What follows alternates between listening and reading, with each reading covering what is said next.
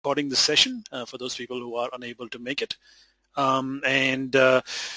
We really are hoping that this is going to be an interactive session, and we do kind of recognize the constraints of using a webinar for discussion, but look, there is the chat facility and there is the Q&A facility, so if you can send in your insights and comments through the Q&A box, we'll share them with the rest of the audience. Looking forward to that. Okay, so let's let's make a start with the webinar today. This really is the year-end webinar that we've been running for the past 4 or 5 years, and a discussion amongst the panel that we invite, around what's really transpired in 2016, and what do we see coming in 2017. So we've got a panel who have been, I guess, been on the panel for quite a few years, or been with the LearningCafe Unconference for a few years. So they're kind of, we've been discussing the similar themes and keeping an eye on how things are progressing. We do have a Twitter back channel during the webinar if you want to use that. I'd like to introduce to you the panel. So if you've attended LearningCafe webinars or unconferences, you would have definitely come across Peter Hall and Rob Wilkins. And Peter Hall and Rob Wilkins were actually on the first coffee catch-up that LearningCafe organized 6.5 years back on George Street. So I'm really very privileged to have their company, and LearningCafe are really glad to have Peter and Rob Wilkins. Rob will be joining in shortly. He's just coming in from a meeting, but we do have Peter online. I'm here now. Oh, fantastic, Rob. So Rob and Peter, welcome. Thank you, Jude. Thank you. Glad to be here. Excellent. So we've got about 116, 17 registrations from about 85 plus organizations. So there is a wide representation of different types of organization amongst the participants. So kind of looking for any insights, or if you've got any views that are different from what we are talking about, please do send them through the Q&A chat. But like with all things in LearningCafe, we do expect a diversity of opinion even amongst the panels. So looking forward to it. So just a quick slide about LearningCafe and also Capability Cafe, which is a community for capability management professionals. Has been going on for the past 4 months. We've already run 2 to 3 webinars. But really, both LearningCafe and Capability Cafe are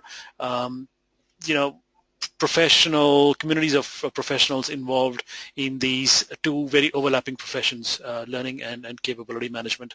And the way that we reach this community is through our unconference, which you would have seen in the first slide, is coming up on February 23rd, and through webinar discussions like this one, coffee catch-ups, face-to-face coffee catch-ups in different Australian cities. We also have a blog magazine, which has been a little quiet in 2016, but we are planning to get back in terms of writing blogs in 2017. And if you are keen on writing blogs relating to anything in learning or capability management, send me an email and we will certainly look into that. But I think more importantly, we also have workshops for learning and capability management professionals to up their skills, if they wish to. Okay, so just a quick blurb on the Unconference 2017. It's on 23rd February. Seats are selling out quickly. And as usual, we like to maintain the high quality of experience that we've been doing it for the past 5 years. So we've got the same usual ingredients that have worked in the past, which is a discussion format, very few slides and presentation.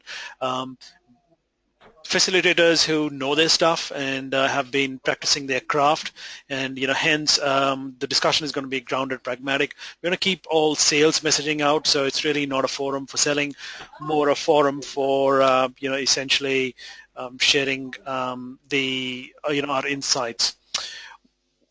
This time, what's new to Unconference in Sydney is we'll have a hackathon, which will give you a chance, everyone in the audience, to participate in solving a problem that we'll identify. Well, we won't solve the problem. We will try to solve the problem. Fingers crossed we will solve it, but it's going to be a big problem that faces a profession, so it'll be a pretty collaborative and interactive session. We're also going to introduce research-based discussion, which means that we'll kind of look at emerging or really path-breaking research that's been done in the past 12 months, and then have discussion around that. So it will be kind of evidence-based and very much based on scientific research, but we will be focusing this time more on the integration of L&D with different functions, which is turning out to be a major theme for L&D. Also on capability management, the science and art of capability management, and how it so overlaps with learning, but it's also different in a lot of ways. We will be revisiting gamification, Tin Can XAPI, which we explored in the Unconference two years back, and we will be revisiting that because we had predicted that it'll move a little bit slowly. It has moved, and we will see whether it's ready for mass adoption and if the industry is ready for it.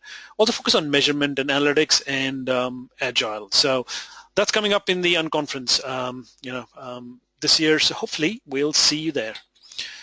The details are on the website if you do want to visit us. We do have the first Capability Cafe webinar coming up in January, 19th January. Hope you can register and join. The details are available at capabilitycafe.com or capabilitycafe.com.au. Both should take you there, but if you just go to capabilitycafe.com, you'll have the details there. We are going to be looking at Salesforce effectiveness and Salesforce training or sales training. Because the marketplace has changed dramatically, it has kind of moved from a model of fill the funnel, knock down the doors, to a more consultative selling where the buyer has already done their research on the product and also on the vendor or the person selling the product because of the availability of reviews and information on the internet. So it's a different model, and I think the proposition is that the sales training framework and the collateral really hasn't changed to accommodate that. So we've already got Sharon Fitter from Fairfax Media and Jack Peters from Coca-Cola Amatil on the panel, and we'll probably have one more.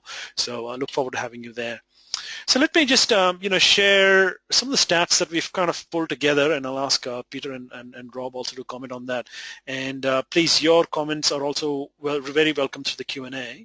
The question that we asked, and this is the results from 115 participants, is that how do you see L&D spend increasing in 2017 compared to 2016?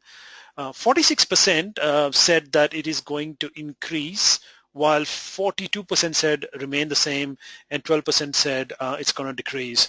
And obviously, this is a very, very broad-based question, so we just went for your feeling based on the experience that you've had. But looks like the L&D spend is looking positive in increasing. So just want to check with Peter and Rob. Probably Peter first. Peter, just in terms of the L&D spend increasing in 2017, what are your own views? Jeevan, I think one of the issues with L&D spend is always about it's not so much about the amount, it's about what you're using it for. And I guess from my perspective, what I see is there's more of a challenge about being clear about what you're going to deliver, and things would be funded, but very much individual impacts take place as well. So if a business isn't performing well, then that's still one of the things that sometimes is taken out, not completely, but is reduced. So from my perspective, I see it as probably being more targeted in our investment than perhaps we have in the past. I'm talking about my organisation as opposed to the industry, but that's my perception. Thanks, Jeevan. Rob, over to you.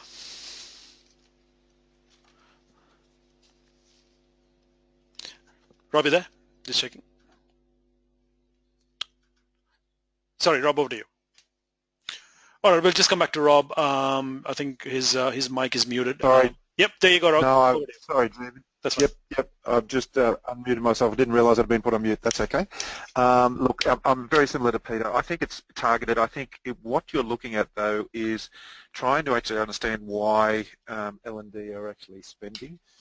I think we'd be naive to think that that's going to be spent on resources, particularly around the L&D staffing space. I think there's significant, certainly from my perspective in government organisations, there's a lot of spend on technology, learning technologies, and I think the encouraging thing, though, is that's relating back to the 70-20-10 space, and particularly within the 70 space is how does technology augment that? How does it complement that?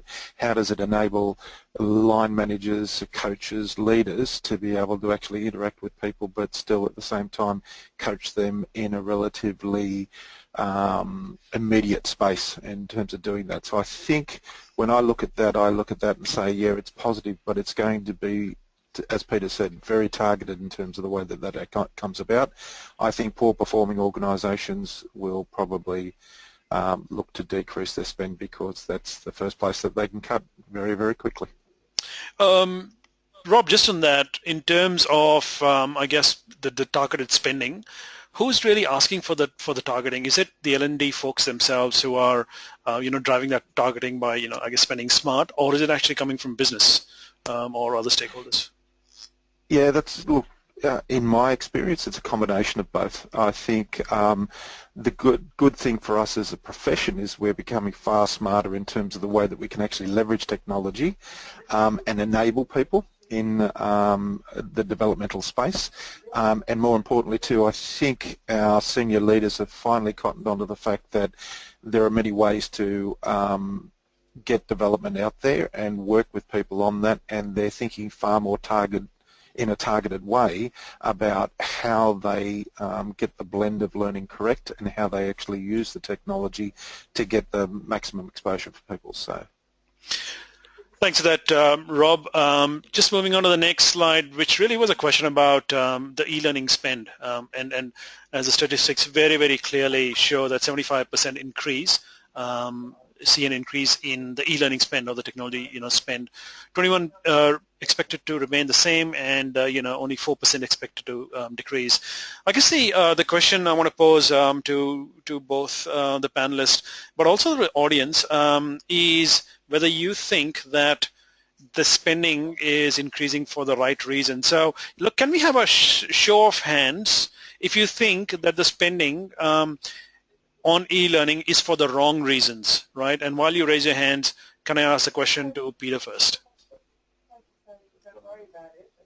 Thanks, Stephen. I think Rob brought up some of these points as well. I think the move to technology and doing things in a different way, using technology, excuse me, and often that means e-learning, will mean that spend would increase.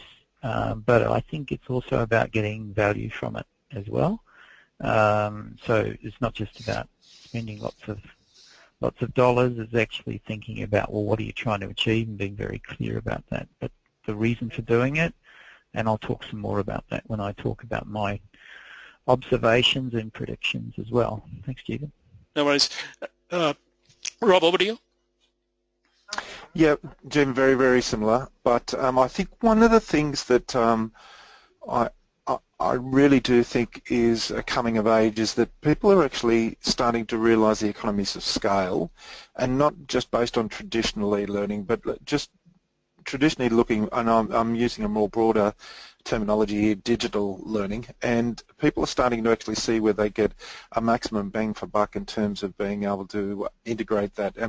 And I see this more and more in terms of the coaching space, and being able to actually use that for real-time inclusion, and being able to utilise the learning technology space, particularly with flexible learning management systems and LMSs and the way that they're changing. I think there's a real move towards being able to increase the spend here, but again, in a very, very targeted way against the programs themselves. And I think also the one thing, and I'll talk about this a little bit similar to Peter, but I think we're moving away from that sort of return on investment space because we've always looked at the cost of the e-learning as part of that return on investment, and we're more moving towards that return on impact and trying to actually ascertain and understand with that multimodal delivery where we're getting the greatest bang for buck and where that impact is looking. So I really do think that that spend is going to be, again, geared around that sort of targeted approach.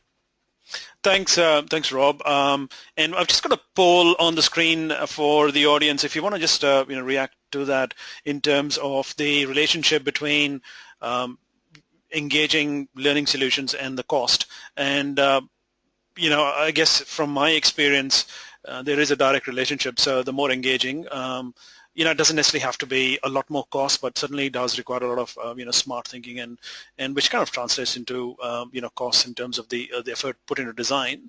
So just wondering, first to Peter. Peter, in your own travels this year, have you seen the engagement or the engagement built into courses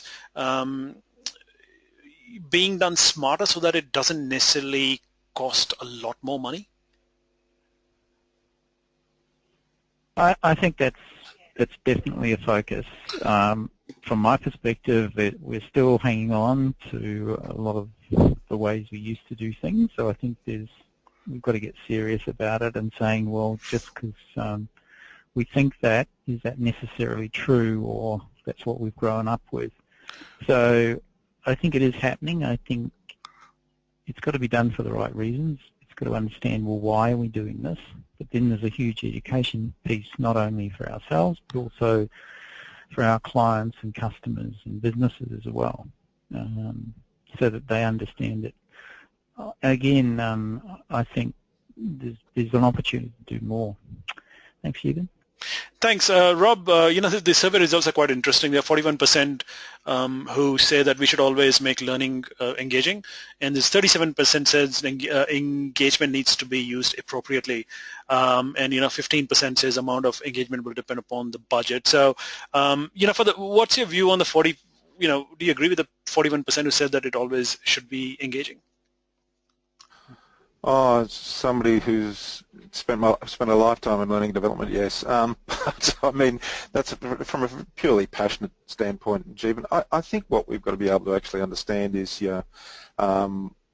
we have a lot of change happening, not only in terms of disruption to business models, but disruption to workspaces, the move to activity-based working, the moves across businesses to actually save dollars here but spend it on more effective areas. But engagement itself is always about the fact that, when it comes back to good design and making sure that somebody's going to learn, if you don't take engagement into account, then there's going to be a lot of areas that you might find yourself doing a lot of follow-up work on. So I'm not surprised by it, and I think it's still very appropriate. All right. So I guess I should have clarified what engagement means. I guess in my mind I'm thinking engagement could mean, number one is the content is really exciting, so you've got a lot of interactivity, etc. The other definition of engagement being that it doesn't necessarily have to be exciting, but it is engaging because the learning solution delivers value for the time that the people spend or what they get out of that. So Peter, do you have any views as to which definition of engagement you agree with more? I think I'm a little bit concerned when we talk about, there was a push at one stage to try and make compliance learning exciting and interesting, and everyone would want to do it, and that hasn't happened. So we spend a lot of money building a lot of very flash e-learning content that does wonderful things on the belief that people would just do it. And from my perspective, it's a cultural thing in an organisation, as an example, so I think the same applies. You can make it engaging, you make it fun, but does that actually achieve a better outcome? People, it comes back to some of those classic, when we used to do level 1 evaluation and people enjoyed it. I think that's really the issue. We need to be very hard about it, but it's not about enjoyment, it's about the outcomes from a business perspective, it's about the learning objectives, it's about that we did actually see a change in behaviour. So I think we've got to be really careful about engagement, and we can make it fun, and people will sell you lots of things that, you know, looks amazing and costs a lot of money, but does it actually have a better outcome? Thanks, Stephen. Thanks, Peter. So, look, I think that's an interesting topic. Maybe something that we'll explore a little more in a webinar in 2017 about the, you know, exactly what does engagement mean and which variation of engagement do people, I guess, align with. So, moving on to the next slide, which is probably one that interests all of us, is L&D job opportunities. Will they increase in 2017? Majority say remain the same.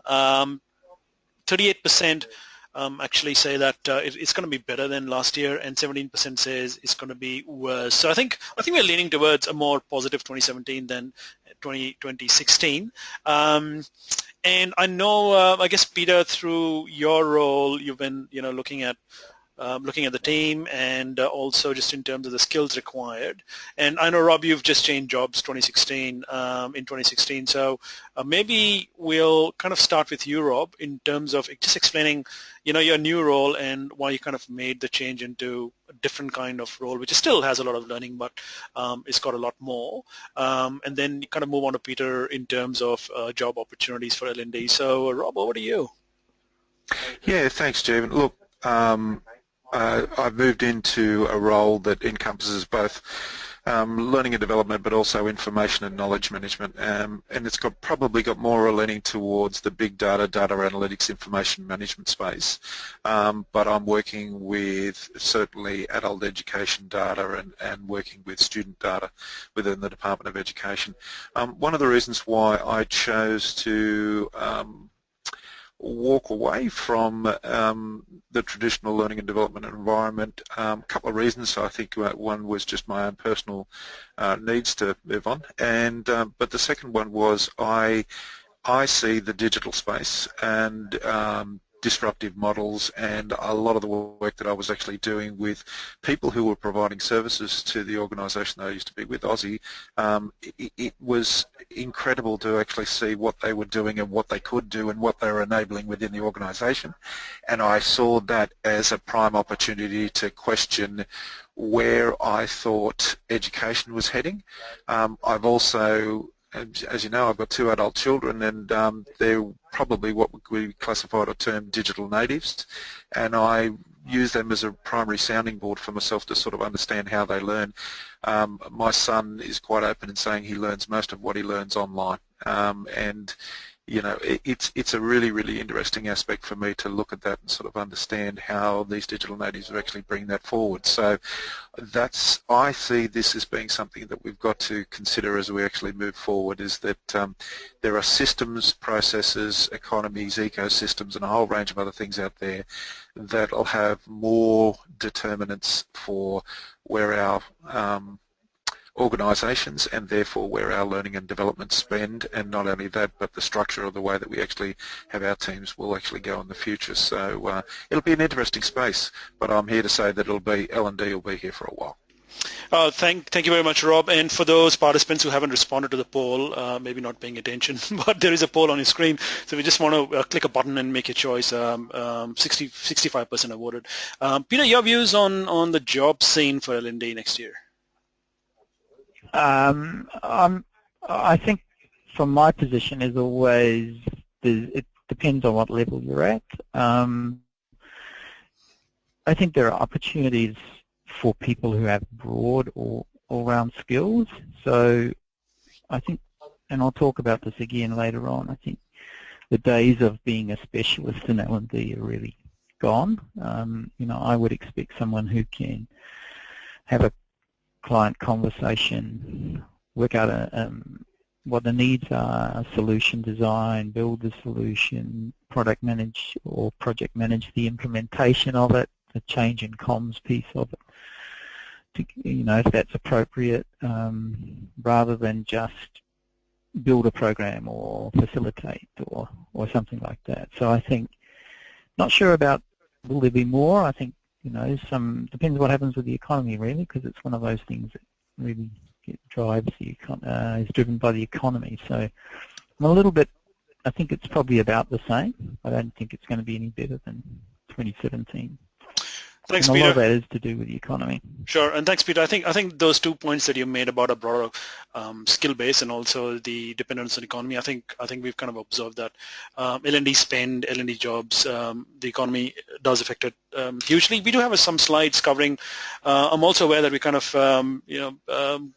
running out short of time, so I'll kind of hurry through. Next slide, we just had a poll on open source. It looks like about 70% of you know about and use open source. I think that's one of the trends we're seeing, so that's confirmed. The L&D skill gap is increasing, so that's what you've said, is that the L&D skill gaps will increase, and we've got a slide on that. Now, what I'm going to do is I'm going to walk you through some of this research that we've done. This slide from Deloitte again re-emphasizes the fact that the gap between the importance of the skills required from L&D and the readiness is increasing. So you can see that, I guess, the on the top for 2015, the gap has increased. So it just reinforces the need to actually accelerate development within L&D themselves. Deloitte also kind of, from the report itself, again, this is from Burson, essentially kind of saying the world of L&D is changing from, what Peter and Rob talked about to, something that we're experiencing now, which is, enabling systematic infrastructure-based and sales. So almost like invisible in L&D. So L&D is there, but they deliver stuff, but they're not seen. And I think this is a very similar discussion that we had at the unconferences, whether L&D should have a seat at the table and be visible, or should L&D be like accounting, the profession, where they do their stuff, they're not seen, but without them, the organization really can't function. And my own personal preference was that we become more of accountants rather than seats at the table, do our job quietly and efficiently, but there were wide variations. So we'll have similar discussions in the unconference if you want to turn up for that. The 8 key trends for learning from the Deloitte, number one is, just in terms of going from left to right, is increasing business results, which has always been the case. Strategic talent management, that is linkages to talent management, has become essential. Again, that's been a trend for 3 to 4 years. Personalization of learning, as you can see, that while there is recognition and importance, the investment is still less. The same with I think mobile learning is almost becoming a de facto mode of learning in terms of what people are thinking of.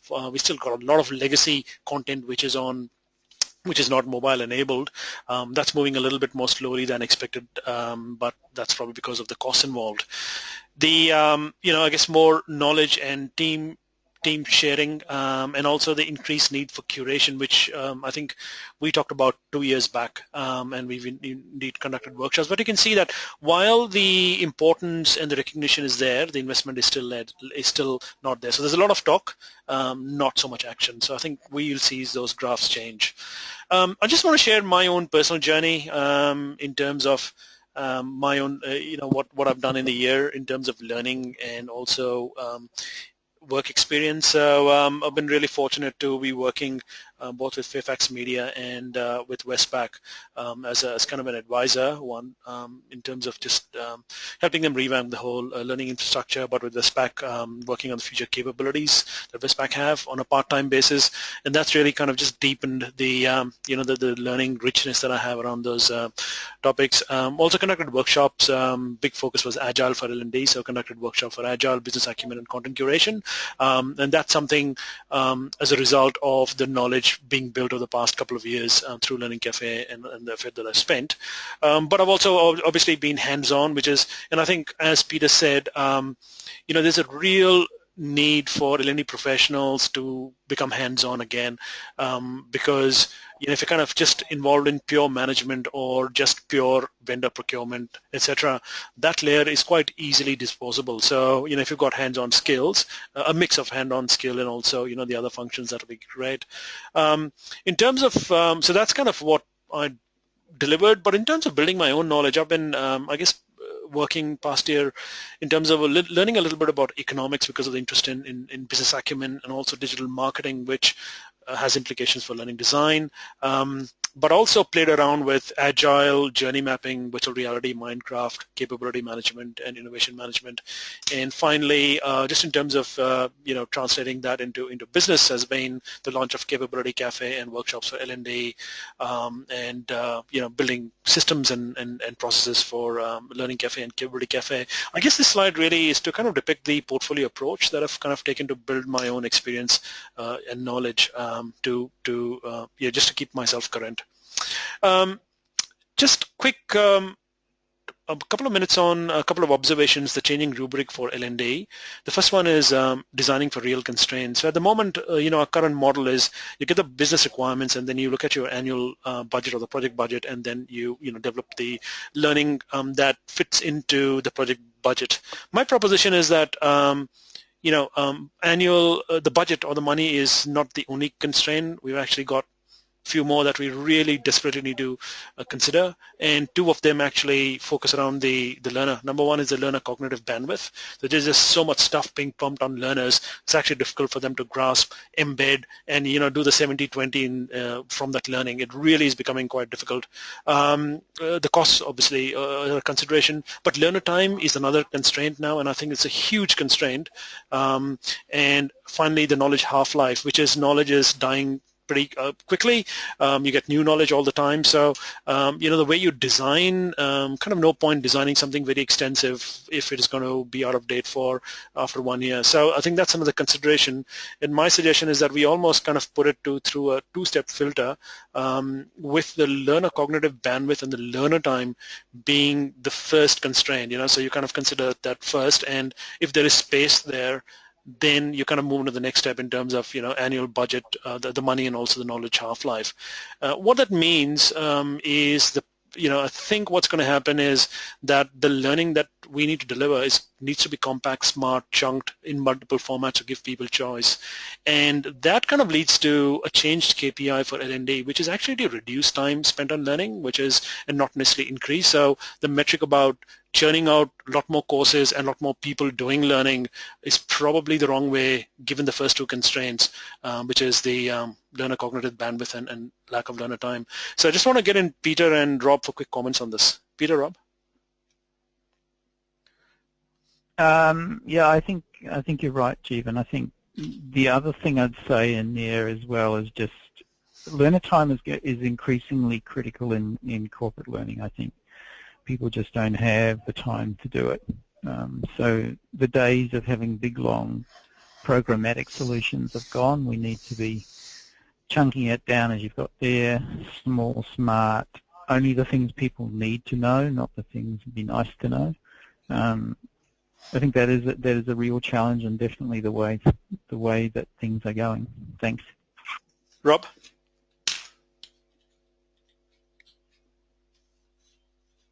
Sorry, Jeevan, that mute button's killing me.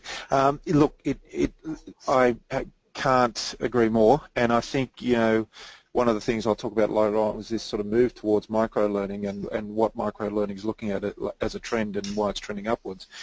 Comes back to the cognitive bandwidth and the learner time. People don't have the time to spend on it. The only things that they're going to invest a lot of time in are the things that are actually going to either help them do their job better or help them progress in terms of their career. And so what we need to actually understand is that sometimes there are things that are forced upon them that they need to know but don't need to know a lot about, and that's where these trends towards cutting down that bandwidth and cutting down that learner time and tending towards that micro-learning space are really, really important. I think knowledge half-life and annual project and budget are never going to go away, and that's just something we have to administer as a profession. Thank you very much. Thanks, Rob. So very interested to hear from the audience if you've got any views. We do have one question from Mike, which we'll address at the end. The second rubric, changing rubric, is without integration, learning is likely to be ineffective. So we kind of know that you could give all the innovation training that you want to all your employees, but till the culture, or if your boss doesn't really listen to your ideas, the training's kind of useless.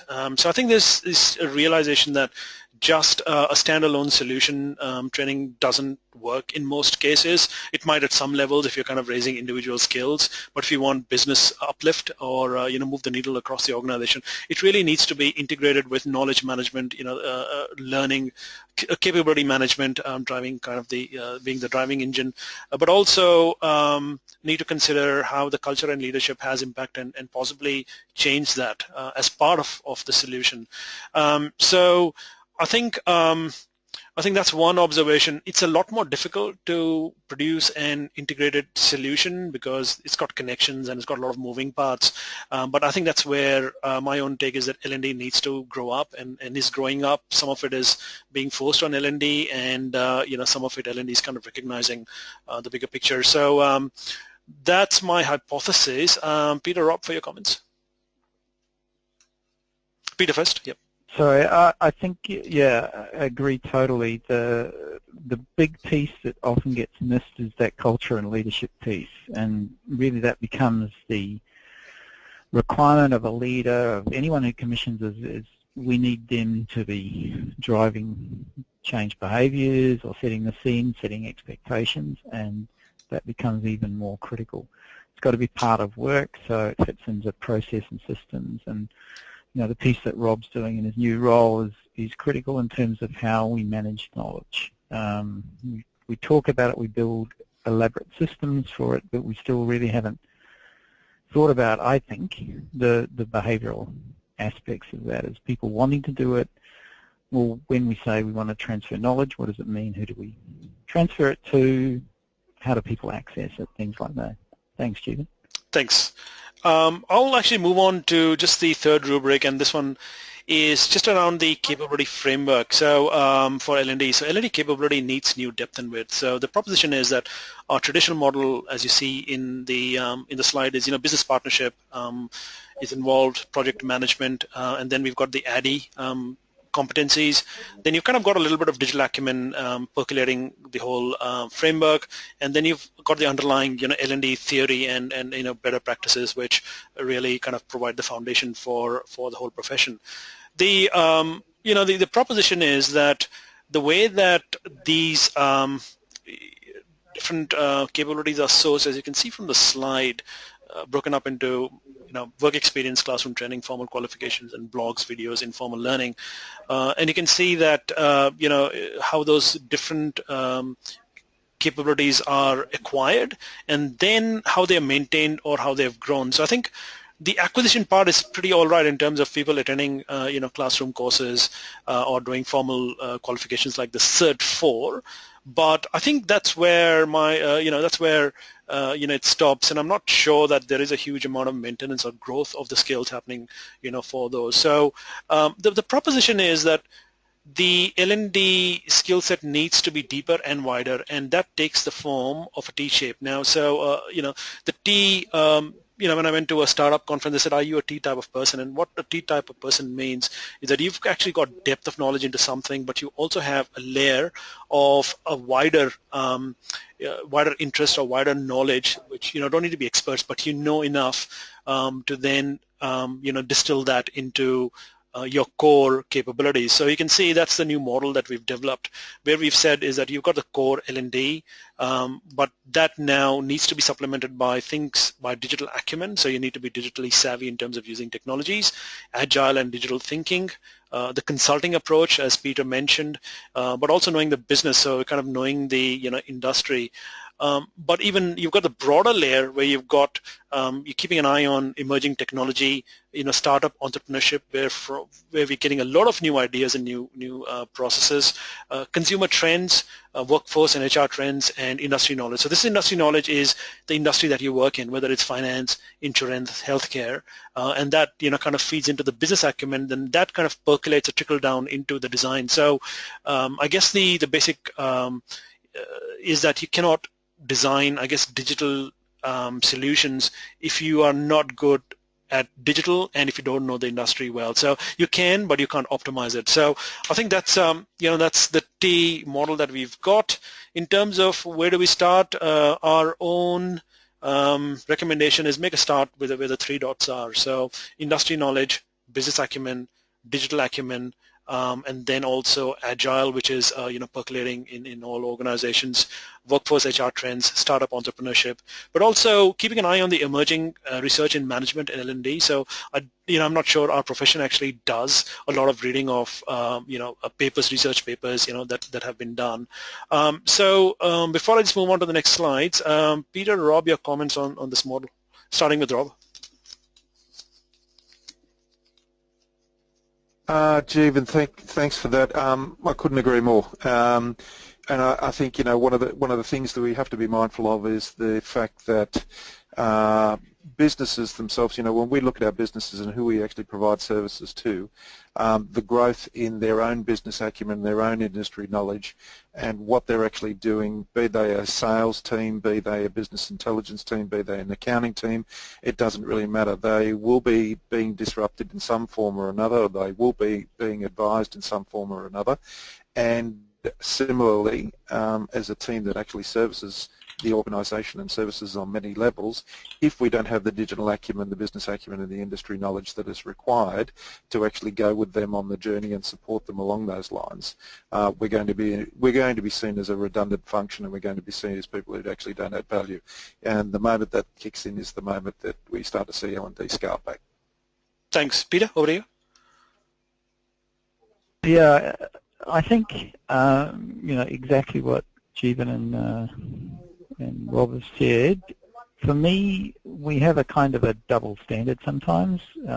As development professionals, we expect our leaders, our business people to continue to build capability, and I think digital is a great example of that. We expect them to be literate in digital, but I question whether we apply that same rigor to ourselves. So I think there's that broad development thing is something that needs to be looked at in holistic terms rather than just in, I'm just going to look at, design thinking or something like that. It's the whole thing. What's happening in the workforce, what's happening in the workplace, and what's happening in our industry and our profession as well. Thanks, Ewan. Thanks, Peter. So next slide is essentially, where do you get this information from? And the slide pack will send the link. But basically, these are the recommended channels for building that knowledge.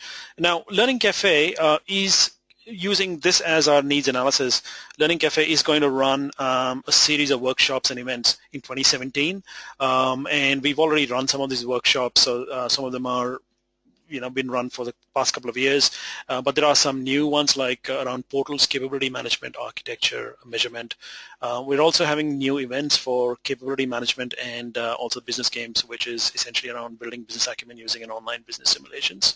So there's a huge, we'll send you this back, but essentially what we've looked at is where the gaps are and offering workshops, face-to-face workshops in Sydney and Melbourne. Happy to also open up Brisbane, and also the unconference learning events, which we've consistently received 4.25 out of 5 as a rating. So we'll send you the slide back if you're interested. Just kind of let us know. But moving on to Peter Hall. Peter, over to you. Thanks, Stephen. Well, I just wanted to. Stephen asked me to provide my reflections on 2016, or observations and reflections, etc. I'm going to go through these fairly quickly. Some I've talked about and some we've talked about, but I'll give you some examples about why these things I see are being critical and in my experience and what I've learned this year, why they are. The challenge to do more with less becomes, it is the way we will have to work. So from a QBE perspective, we're moving from a divisional-based learning model to a global learning model. And the most obvious thing in the global learning model is there are less people and a lot less people. So we've got to be really clever about what we do and how we do it. And for me, that becomes even more critical. I suggest for everyone I'm telling you things that you know already. The challenge for us is to pick that up and say, well, what does this actually mean? Because our reaction, is, oh, we're going to be short-staffed, and I've heard that comment when I move some work from one area to another. So those sort of things become examples of that. If we thought technology might go away, I'm only joking really, It's impacting learning even more. We talked about some of those things, but it will become even more critical. The days of face-to-face, I think, are really coming really quickly. I don't think we have the right skills. Jeevan covered some of that. I think we need broad skills. We need broader business skills. We've talked about that right from the first conference, but I think it really is critical. We get new people into our L&D teams and they want to spend, 2 or 3 months understanding the business. We just don't have time to do that. So we need to understand business more generally and then be able to apply it into different businesses. What's happened to pure design roles, that's to do with skills. I don't believe that there's a role for pure design anymore. I think the next one is we need to be all-rounders. We need to be capable, and I've been a big believer that we need to have a broader people view rather than just an L&D view. And I think that's part of, because in most cases in L&D teams we're part of HR. We're part of the people function. We're part of that broader capability piece and talent piece. For 2017, I think the first one I said is be ready to challenge your long-established paradigms. One of my colleagues refers to it as heresy, which I think, so I've used his words, become a heretic. And the example there is that we're designing a entry-level management solution, development solution globally. And our business operates in 40-something countries. We have different languages. We have different technology constraints. In our APAC and Latin American businesses, we have something like 22 countries. So there's no way we can do what we always did. And so part of the solution originally designed was we need to do 2 days of face-to-face as part of a broader solution, using a lot of technology and other things, but we still had to do 2 days face-to-face. And our reason for that is because that's what we have to do. Well, that's not going to work in our business when we have 22 countries. We need to be pragmatists. So we have an ideal and we hold to our ideals, and we know how things should be done and the right way of doing things based on all that experience we've had and all the education we've had, but we do need to be pragmatists. What is going to work? And not build solutions that are really, really complex, that take a lot of time and require a lot of resourcing. We need to get serious about broad L&D capability development, and Jeevan talked about that. I'm still seeing people who, digital's a great example. I had a conversation with a client, with a couple of my team, and we just happened to have a client who had worked in learning before and knew about e-learning. She was saying, this is the solution we need, and the people in my team were not comfortable understanding how we would go about delivering that. So, we do need to get serious about that. What does digital mean? How do you do it? How do you engage with providers? Things like that if we don't build it ourselves. Face-to-face will continue to reduce, and I think the way of the future is really going to be more and more video. And I think we need to be ready to work out what does that mean. So what have I learned in 2016? I think stakeholder engagement is still the key in what we do. And that's being able to talk the language of the business, it's being able to have consulting skills, it's being able to push back, it's being able to, if we need to, it's being able to explain what we do and educate our business, our leaders. I think we get limited often by our uncomfortableness. So we won't go and suggest another solution than what we've always done because we're not sure how they're going to react, so we'd rather avoid the discussion. So don't be limited by that. Continue to educate the business by using their language, but also push it. So, you get them to agree or you have an agreement about what they want to deliver and how they'll do it. I'm saying push it and do it in a different way and say there's a better way of doing this and be able to back that up. And lastly, share your knowledge with others. It still surprises me that we have people in our profession, of all professions, who are not particularly open in sharing expertise and knowledge. So I think, each of us has a responsibility to our colleagues, to our teams, to our bosses to do that. So that's my 2016-17 review. Stephen? Thank you, Peter. Rob, over to you.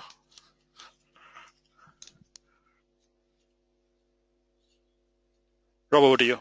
Stephen, thanks, mate. Can you hear me? Yep. All good. Okay. Look, very, very quickly, one of the things that I've learned this year is that our skills are quickly becoming specialised and sometimes irrelevant, and they're some of the things that I've actually learnt this year. We've got shifts in economic models, employment growth, technology impacts all across the place. Disruption's going to stay with us. We have to actually get used to that being part of the norm.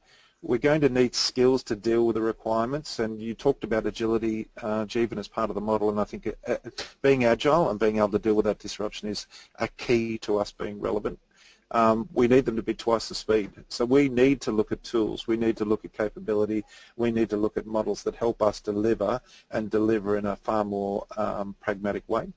Those agile models of delivery and refocused effort are going to be some of the things that we need to look at. We should not have L&D where it's not required.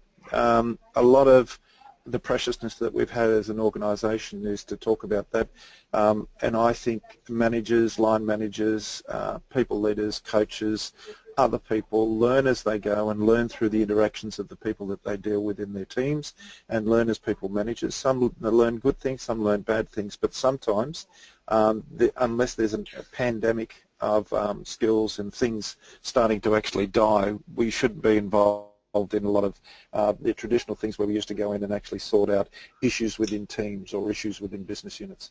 The focus should be on the 70-20-10. How do we enable? How do we actually get people going there? That's been one of the things that I've learned this year. And leadership education, that should be, is the final bastion of L&D that will resist change. I think leadership education and big leader education, there's still a need for us to be able to do that, and I think that will resist change, but I think the curriculum will change.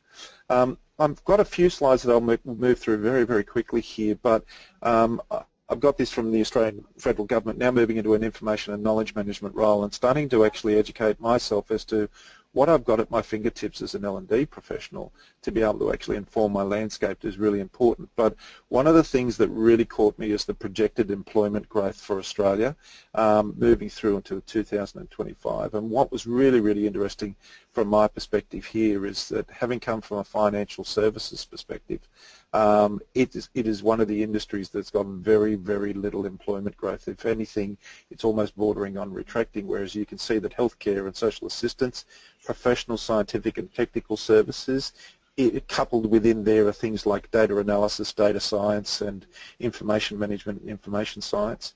And education and training, funnily enough too, is another growth area that we're actually looking at. Everywhere's got growth, but there are actual physical retractions that come to fore. Even if we move to the next slide, we'll be able to actually see that the raw numbers tell us that there's a number of industries that we're looking like going through to 2020 and then 2025 where we actually see retractions in that. No, it's not rocket science to look at manufacturing, mining, agriculture, forestry and fishing as areas that traditionally needed a hell of a lot of education, and they're starting to actually retract as industries in terms of employment. But they're also industries that have had a hell of a lot of reformation and a hell of a lot of innovation in terms of the way that learning is done. They're probably one of the most agile users of mobile technologies for learning, those industries. So you start to actually see that there are various industries and various areas where we start to look at the employment growth, start to look at the percentages that we've actually got across the board, and healthcare having a 16% growth projection until 2020 tells you that if you're looking for an industry where they're going to really need learning and development, that's one of the industries that looks quite appropriate. Moving on, the commentary that's provided by the Department of Employment tells you a hell of a lot about where that is actually going to be. My take on this is to actually put this into the projections for 2017 and start to look at that, because depending on the industry that you work in and depending on where you are, the needs of the industry and the needs of the employer that you have will change based on the ecosystems and the systems that actually service that model. And that's some of the things that we, as from a business acumen sense and from a traditional skill set sense, we need to come to terms with a lot of this. And I think as we move on, Jeevan, if we move to the next slide, this is the one that I think's most important in terms of being able to look at it. This is from Berzin and looking at where they are. This for me was a really, really telling piece in their report. 15 years ago, e-learning was just beginning.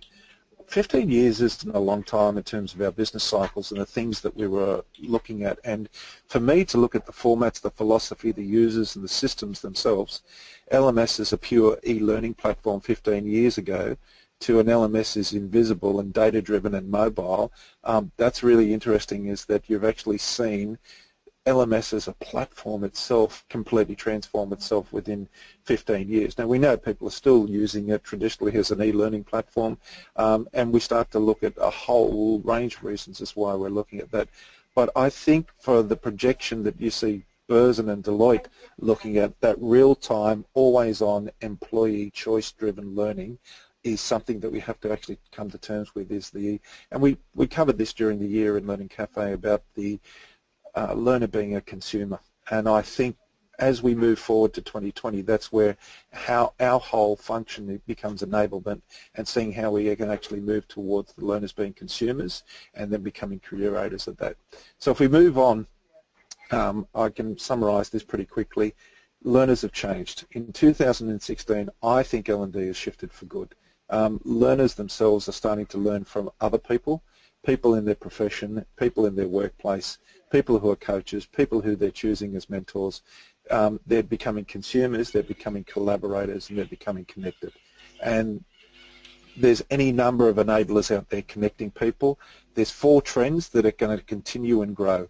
One being mobile learning, as people can learn anywhere, anytime, any place. That's been around for a while, but that's becoming more prevalent. Micro-learning, that is tiny bite-sized chunks where I can actually get the information I want when I need it. Formulating my own personal knowledge management network and my own personal learning direction, and having self-directed learning as my space. And with the advent of 3D and looking at immersive learning and looking at augmented reality, I think we're actually now seeing the next phase of where that's going to take people, so that they can actually place themselves in deep immersive learning environments when they want to and how they want to. This is from the Future Work Skills 2020. What I like about this is you see the drivers, but you also see the key skills needed in the future for the workforce itself. And I think the most important aspect of that is that we've got a number of core aspects. I'm sorry, I've got music coming through, Jeevan, and I'm not sure where that's coming from. But yeah, not sure either. Okay, that's gone. Cool. Yeah, no, that's good. But that the extreme longevity and increasing global lifespans are going to change the nature of careers and learning, which is really important. And I look at the globally connected world. I look at superstructured organisations. We start to see this, and then you start to see those skills that they've actually got the colours circling within there. And the rise of artificial intelligence is something that we need to keep our eye on. It's not a threat at this point in time, but it will be something with deep machine learning that's going to actually challenge our whole space and start to look at that. So in summary, if we move forward, what we're looking at is we need new curricula. We need new skills. We need to search and find skills, critical thinking skills to extract meaning and significance. Having people who can actually sit there and argue that, creative and design thinking skills for L&D professionals, analytical skills for solving problems and making decisions, and networking skills. People skills, they're going to be there. They're still going to be there, but our people skills are going to need to be directed towards building trust and productive relationships that are going to be mutually beneficial to share information. Probably the biggest learning for me in terms of moving forward to 2017 is one of the things that I tactically did in my last year when I was with Aussie, and what I'm doing more of now, obviously, in the role that I've got, is I built an underlying analytics database. I took all of the information that was available to me about business performance, and I coupled that with where we had actually had data from a learning sense that could be generated through that, but then started to look at information seeking behaviour, started to look at the resources that people were using within the organisation against some of the business performance criteria, and that's the thing that I think we need to be able to do. The ability to validate data and the underlying assumptions on which information and knowledge is based, and use that not only to say to people you don't need training anymore and here's the data that backs up why you don't need that training, but more importantly to say but here's the data that tells us where the greatest need is. So moving forward, I think that's where we've got to do. We've got to look at new curricula for organisations and new curricula for ourselves as L&D professionals. Thanks, Rob, and that was done in quick time, so well done. Look, I think we are at 1 p.m., so this is where we finish. We had a few questions, but look, we'll respond through emails. The copy of the slides will be available if you've registered, because we'll send a follow-up email for the webinar. So, look, I think that was quite a, I guess, intense presentation in terms of content that was packaged in 1 hour. But I think I must say I feel so lucky and fortunate to be kind of working in a profession that's constantly changing, which means that it never gets boring and you kind of learn something new pretty much every day. And also had the pleasure of associating with both Peter and Rob, and will do so in 2017, and continue to discuss what's happening in the world of learning. So Peter, Rob, thank you very much for joining the panel and sharing your thoughts with us. You're welcome. That's good. Thanks, Stephen. And look, thank you everyone, and wish you a very, very happy holiday season. Enjoy your Christmas, New Year, and we really look forward to seeing you and online in webinars and on conference workshops. May your 2017 be enjoyable and a fantastic learning experience. Thanks from all of us. Goodbye.